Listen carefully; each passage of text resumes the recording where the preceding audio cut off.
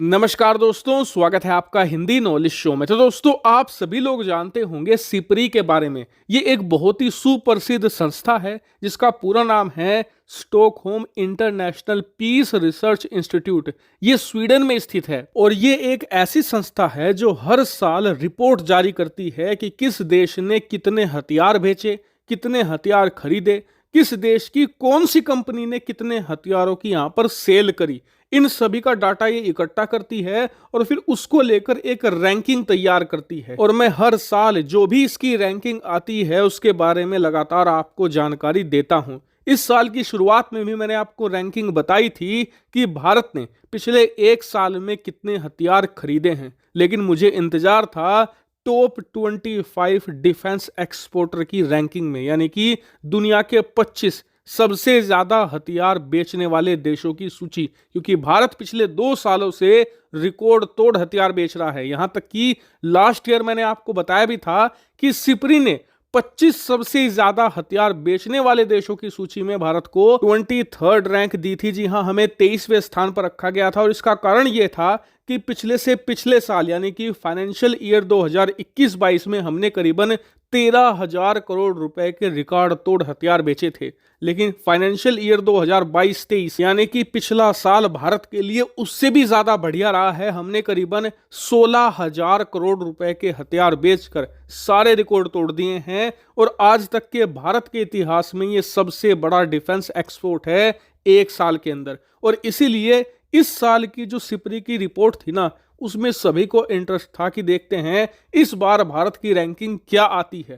पिछले बार हमें 23वें स्थान पर रखा गया था, इस बार कम से कम हमें टॉप 20 में तो आना ही चाहिए। और अब सिपरी की ये रिपोर्ट आ चुकी है और यकीन मानिए इसमें जो रैंकिंग निकलकर सामने आई है उसे देखकर भारत और चीन दोनों देशों के पैरों तले से जमीन खिसक चुकी है। पहले मैं आपको चीन का बता दूं, चीन पिछले साल दुनिया का तीसरा सबसे बड़ा डिफेंस एक्सपोर्टर था। जी हां, अमेरिका और रूस के बाद चीन दुनिया में तीसरे नंबर पर सबसे ज्यादा हथियार बेचता था। आप जानकर हैरान होंगे कि घटिया हथियार बनाने के बावजूद चीन अपने जो तीसरे नंबर की पोजीशन है उसे पिछले 5-6 सालों से रिटेन किए हुए है। और चीन का टारगेट ये था कि अफ्रीका के बहुत सारे देश हैं, इसके अलावा साउथ ईस्ट एशिया के देश हैं, पाकिस्तान जैसे देश हैं, इन्हें हम इतना हथियार बेचेंगे आने वाले 2-3 सालों में कि हम रूस को भी पछाड़ देंगे। लेकिन अब चीन का यह सपना टूट चुका है क्योंकि फ्रांस जैसे देश ने चीन को बुरी तरीके से पछाड़ते हुए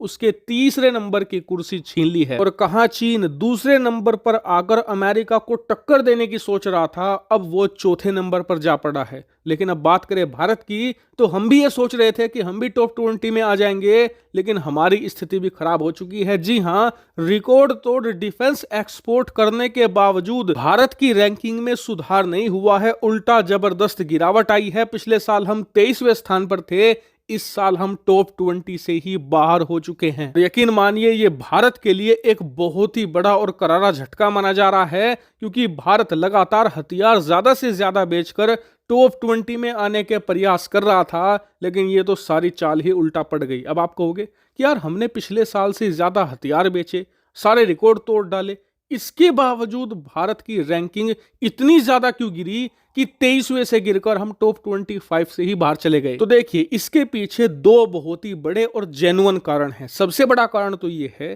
कि जो सिपरी की रिपोर्ट है ना, ये 12 महीने काउंट करती है, 1 जनवरी से लेकर पूरे 12 महीने कंप्लीट करके 31 दिसंबर तक, यानी कि जो हमारा नॉर्मल कैलेंडर होता है। लेकिन भारत में जो फाइनेंशियल ईयर है वो कैलेंडर के हिसाब से नहीं चलता। भारत में फाइनेंशियल ईयर शुरुआत होता है 1 अप्रैल से और खत्म होता है पूरे 12 महीनों के बाद 31 मार्च को। और इसीलिए भारत ने जो ये 16,000 करोड़ रुपए के हथियार बेचे हैं ना, ये हमने जोड़े हैं 1 अप्रैल 2022 से लेकर 31 मार्च 2023 तक, इन पिछले 12 महीनों में। और इसीलिए बताया जा रहा है कि जो सिपरी की रिपोर्ट आई है ये 31 दिसंबर तक है, जबकि इसमें जनवरी, फरवरी और मार्च का महीना काउंट नहीं हुआ। और हमें इन 3 महीनों में बड़े ऑर्डर मिले हैं, जैसे कि अर्मेनिया से हमें ऑर्डर मिला है आर्टिलरी का, इसके अलावा शेल के ऑर्डर हमें मिले हैं। और इन ऑर्डर का जो अमाउंट है वो सिपरी की अगले साल की रिपोर्ट में जोड़ा जाएगा। तो यानी कि यहाँ पर जो कैलेंडर ईयर है, एक तो फर्क उसका आ गया। दूसरा बड़ा कारण ये है कि जो अफ्रीकी देश है, इसके अलावा साउथ ईस्ट एशियाई देश है, इंडोनेशिया, मलेशिया, थाईलैंड, इसके अलावा जो एशियाई देश हो गए पाकिस्तान, इराक, ईरान, इन सभी देशों में हथियारों की डिमांड पिछले 1 साल में कम हुई है और इससे 2 देशों को भारी नुकसान हुआ है। पहला है चीन, दूसरा है भारत, क्योंकि भारत चीन के यही मार्केट हैं।